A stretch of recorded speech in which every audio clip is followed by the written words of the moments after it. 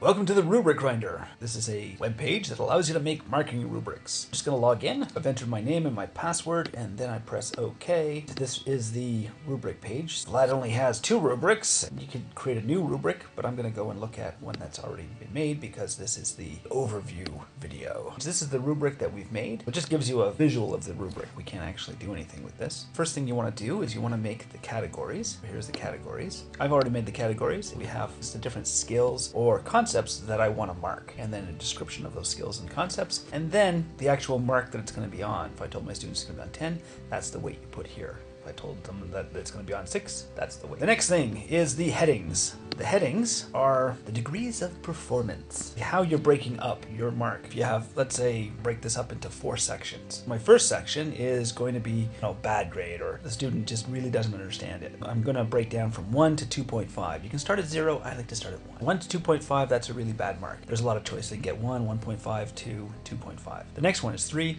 3.5. That's a passable. You get it, you understand it, it needs work, but you understand. The next one is a good mark. You've done everything I've asked for. It's good, but you could still go that extra step. And this is the extra step. Excellent, you've gone beyond what I've asked for. That's headings, and then the next thing I want to look at is the criteria. The criteria breaks down each of the categories. We're looking at underneath the heading, for example, good. What do you have to do to be good at turning into a bat? Can you turn into a bat at will? Yes, so then you're under good. However, if you transformed into a Louisville Slugger, then maybe it's nice that you transformed, but not quite. If you turn into a really scary bat, that would be like a 5 or a 5+.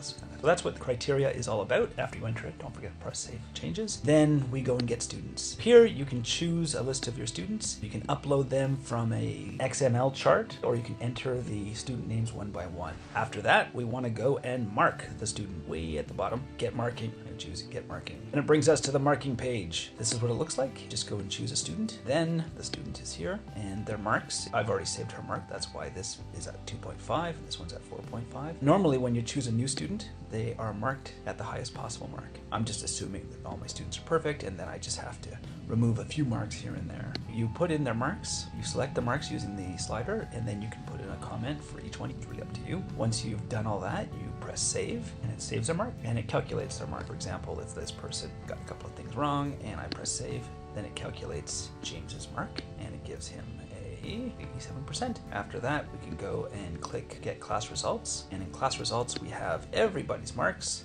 and we can click on the email to email each student their marks, or you can email all of them at one shot, and you're told the median and the average. And that's the overview. Have a good day.